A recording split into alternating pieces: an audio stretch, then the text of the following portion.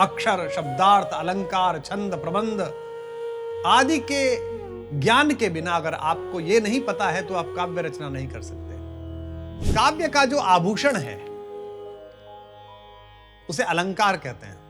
वैसे भी गहने को अलंकार कहते हैं, आभूषण पहन लिए। तो कविता को सुशोभित करने वाली चीज अलंकार है। वेद भगवान जिससे गति करते हैं वह छंद है। छंदः पादो तु वेदस्य। जो काव्य दोष से रहित हो, गुणों से युक्त हो, अलंकारों से शोभित हो और रसान्वित हो, ऐसे काव्य से कवि को प्रसिद्धि और आनंद की प्राप्ति होती है। कविता में भांति भांति प्रकार के अक्षर होते हैं, अर्थ होते हैं, अलंकार, अनेक प्रकार के छंद, और उसमें भी भाव और रसों में इतने भेद और विविध प्रकार के गुण दोष होते हैं।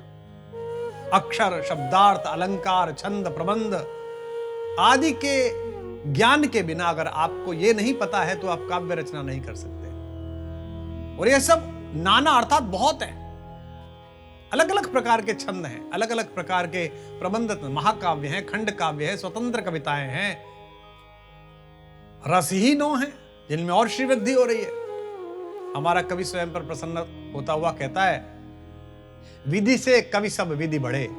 कई बार तो लगता है कि विधाता से भी बड़ा है कवि, या में संशय ना है। और इसमें मुझे कोई संशय नहीं है, क्योंकि षठरस विधि की सृष्टि में नवरस कविता माए। विधाता की सृष्टि में तो 6 ही रस है और कवि की सृष्टि में 9 रस है, और अब तो 10वां और बढ़ गया है। इसी प्रकार इतने अलग अलग प्रकार का ज्ञान है, गोस्वामी जी ये सूचित करते हैं, बताते हैं। काव्य का जो आभूषण है उसे अलंकार कहते हैं। वैसे भी गहने को अलंकार कहते हैं, आभूषण पहन लिए। तो कविता को सुशोभित करने वाली चीज अलंकार है, उसका उल्लेख किया है। छंद भी कहीं है। आपको संभवतः पता होगा, वेद में छंद को वेद का पैर कहा गया है। वेद भगवान जिससे गति करते हैं वह छंद है। छंदः पादो तु वेदस्य। छंद के भी कई भेद हैं, विभेद हैं। दोहा है, चौपाई है, हरिगीतिका है, अनुष्टुप है, मंदाक्रांता है, सब है। भाव भी अत्यंत प्रकार के हैं। भाव, विभाव, अनुभाव, संचारी, स्थायी, और इनमें से ही आलम्बन, उद्दीपन जैसे भी भेद हैं। गुण 3 हैं, माधुर्य है, ओज है, प्रसाद है। दोष यद्यपि 37 प्रकार के बताए गए हैं, लेकिन और भी बढ़ गए हैं, उसके भी अनेक भेद हैं। तो उत्तम काव्य कौन सा है?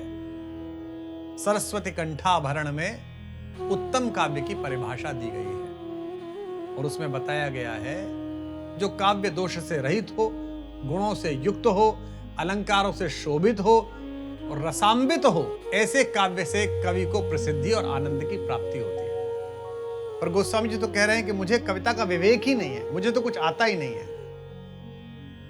कवित विवेक एक नहीं मोरे, सत्य कहूं लिखी कागज कोरे। कह रहे हैं काव्य संबंधी जो बातें बताई गई हैं, मुझे तो उनमें से एक का भी ज्ञान नहीं है। और इतने अधिक इस बात पर दृढ़ हैं, अपनी अल्पज्ञता का जो उद्घोष है करते हुए कहते हैं, यह बात मैं कह नहीं रहा, मैं कोरे कागज पर लिख कर दे सकता हूं आपको, क्योंकि सत्य कह रहा हूं। महात्मा जन कहते हैं कि गोस्वामी जी यहां अपनी दीनता प्रकट कर रहे हैं। गोस्वामी जी दैन्य को प्रकट कर रहे हैं। प्रारंभ से आपके मन में यह बात आई होगी, एक सामान्य पाठक के नाते मेरे मन में भी यह बात आई कि इतनी दीनता किस बात की। गोस्वामी जी ने जब मानस का प्रणयन किया, अपने जीवन के चौथे पन में जब श्री रामचरितमानस जी में प्रवेश किया, उस समय तक गोस्वामी जी की कीर्ति संपूर्ण भारत में व्याप्त हो चुकी थी। भारत के जो उस समय के शासक थे, उनके सबसे शक्तिशाली प्रधानमंत्री और उनकी सर्वोच्च सेनाओं के सेनापति उनके प्रशंसक थे। उस समय के एक दूसरे बड़े साहित्यकार जो तत्कालीन शासक के दरबार के नवरत्नों में थे, अब्दुल रहीम खान खाना, वे गोस्वामी जी के परम भक्त थे और परम प्रशंसक थे। जिस व्यक्ति की ख्याति श्री अयोध्या जी से लेकर, चित्रकूट धाम से लेकर, वाराणसी से लेकर दिल्ली तक हो, वो इतना दैन्य से भरा हुआ क्यों है? इतनी दीनता क्यों है? क्योंकि भक्त के लिए दैन्य गुण है, अवगुण नहीं है। क्योंकि भगवान उन्हीं को शरणागति में लेते हैं जो उनके प्रति विनम्र हो, दैन्यता से भरे हो। विद्यावान होने हनुमान जी बहुत गुणी हैं, लेकिन राम जी के चाकर हैं। राम जी की दुहाई देकर कहते हैं, तापर में रघुबीर दुहाई, जानऊ नहीं कछु भजन उपाई। मैं आपकी दुहाई देकर कह रहा हूं कि मैं कुछ भी नहीं जानता।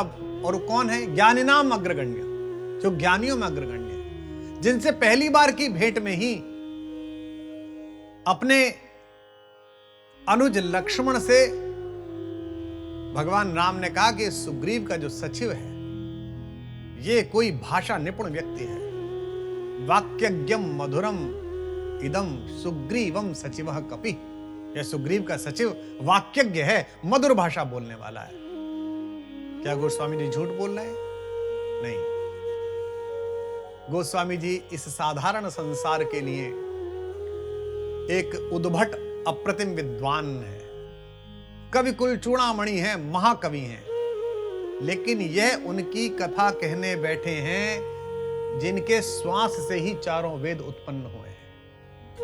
अनंत ज्ञान का सागर वेद, जिनकी श्वास मात्र हो, उनका चरित्र जब कहना हो, तब कवि को लाचार होकर इस सत्य को शपथ पूर्वक कहना पड़ेगा कि मुझ में कविता करने का किंचित मात्र भी विवेक नहीं है।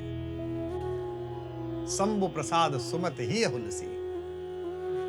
कहते हैं मैं कहां, मैं तो शंकर जी का प्रसाद मिला, सुमति मिली और तुलसीदास हो गया। इसलिए वे झूठ नहीं कह रहे। भगवान के अनुग्रह से उन्हें जो काव्य शक्ति प्राप्त हुई है, उसके योग्य वे स्वयं को नहीं मानते हैं, यह उनकी विनम्रता है। पूरा वीडियो देखने के लिए संपूर्ण श्री रामचरितमानस के YouTube चैनल को सब्सक्राइब करें और बेल आइकन दबाना न भूलें।